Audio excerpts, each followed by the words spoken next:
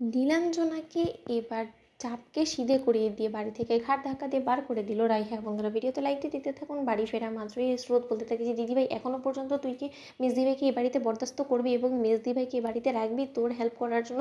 তুই যদি নিজেকে না সামলাতে পারিস তাহলে বরঞ্চ বল, আমি সব কিছু ছেড়ে টেরে আমি তোর কাছে থেকে যাবো, আমি তোর দেখভাল করবো, কিন্তু তার শুধু তুই কোনো মতেই ওই সর্বনাশীকে এই বাড়িতে আরও একবার ঢোকার জন্য সুযোগ করে দিস না। রাই দিদিভাই আমি তোর কাছে হাত জোর করে অনুরোধ করছি। অন্যদিকে রাই বলতে থাকে যে আমি একটু আসছি। ঠিক সেই মুহূর্তে রাই কোনো কিছু না বলেই যখন ঘরের ভিতরে ঢুকে পড়ে, ঠিক সেই মুহূর্তে স্রোত অনির্বাণের কাছে গিয়ে বলতে থাকে যে অনির্বাণ দা এখনও পর্যন্ত রায় দিদিভাই কোনো কথাই বলছে না, তুমি বুঝতে পারছো? তার মানে নিশ্চয়ই রায় দিদিভাই এখনও পর্যন্ত মনে মনে মেজদিভাইয়ের প্রতি দুর্বল। ঠিক সেই মুহূর্তে অনির্বাণ বলতে থাকে যে দেখো, এই যাত্রায় যদি কোনো মতেই রাই নীলাঞ্জনাকে এ বাড়িতে আশ্রয় দেওয়ার জন্য আমার কাছে অনুরোধ করে তাহলে কিন্তু আমি বলে দিচ্ছি আমি এই বাড়ি ছেড়ে এক্ষুনি চলে যাব এবং রায়ের কাছ থেকে চিরকালের জন্য এতটা দূরে চলে যাবো যে কোনো দিন আর আমি ফিরবো না রায়ের কাছে, আমি বলে রাখলাম। স্রোত অন্যদিকে স্রোত বলতে থাকে যে রায় দিদিভাই কোথায় চলে গেলো কিছুই তো বুঝতে পারছি না। ঠিক সেই মুহূর্তে যখন নীলাঞ্জনা এসে রাইয়ের চৌকটে দাঁড়ায় এবং নীলাঞ্জনা পা দিতে নেয় রাইয়ের বাড়িতে, ঠিক সেই মুহূর্তে রাই নীলাঞ্জনাকে চৌকটে আটকে দিয়ে বলতে থাকে যে সেখানেই দাঁড়িয়ে যা, সেখানেই থেমে যা নীলু, কোনো মতে আমার বাড়িতে ঢোকার তুই দুঃসাহস শক্তি দেখাবি না, তোকে আমি কোনো মতে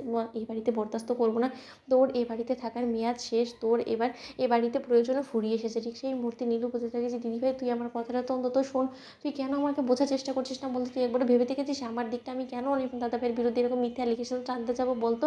অন্যদিকে নীলাঞ্জনা এই অবাঞ্ছিত কথাগুলো শোনার পর রাই মেজাজ হারিয়ে নীলাঞ্জনাকে সপাটে চড় মেরে বলতে থাকে যে তোর মতন সর্বনাশী মেয়ের জন্য আমি আজকে আমার স্বামীর কাছে এতটা নিচে নেমে গিয়েছি। তার থেকে বড় কথা, আমার স্বামীকে আমি অযথা সন্দেহ করেছি, আমি তারপরও তোকে বিশ্বাস করে গিয়েছি, কিন্তু তুই কোর্টে দাঁড়িয়ে কোনোভাবেই ডিফেন্ড করতে পারিস নি। তাহলে এর মানে কি দাঁড়ায়নি নীলু বলতো? থাক নীলু, আমি আর তোর সঙ্গে কথা বাড়াতে চাই না, তর্ক করতে গেলে কথা আরও বেশি বেড়ে যাবে। তোর মতন মানুষের সঙ্গে আমি কথা বাড়িয়ে নিজের আরও বিপদ বাড়াতে চাই না, কারণ বলা তো যায় না কখন আবার তুই তোর সেই সাংবাদিক বন্ধুদেরকে নিয়ে বাড়িতে হাজির হয়ে যাবি। তাই তুই এক্ষুনি দোহাই লাগে তুই এই ব্যাগ ট্যাগ নিয়ে বাড়ি থেকে বেরিয়ে যা, বেরিয়ে যা। ঠিক সেই মুহূর্তেই নীলু রাইয়ের পায়ে পড়ে বলতে থাকে যে রাই দিদিভাই দোহাই তোর, তুই আমার কথাটা বোঝার চেষ্টা কর, তুই আমার উপর বিশ্বাস না করে তুই কিন্তু অনেক বড় একটা ভুল করে ফেলছিস, তোর এই স্বামী একদিন তোর নাম ক্ষুণ্ণ করার জন্য দায়ী হয়ে থাকবে। অন্যদিকে অনির্বাণ বলতে থাকে যে নীলু যথেষ্ট হয়েছে, তুমি ভুলে যাও না এই বাড়িটা কিন্তু আমার, এবং এই বাড়িতে আমি কাকে রাখবো এবং কাকে রাখবো না সেই সিদ্ধান্তটা সম্পূর্ণরূপে আমার হওয়ার কথা।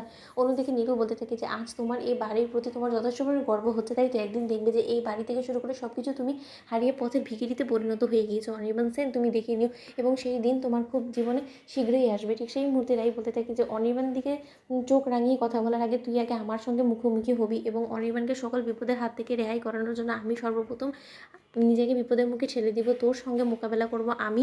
তোর যদি এতটাই ইচ্ছে থেকে থাকে তাহলে আয় বরঞ্চ আমরা লড়াই করি এবং দেখি কে জেতে। তো বন্ধুরা, লাইক এন্ড শেয়ার করে সাবস্ক্রাইব করতে ভুলো না।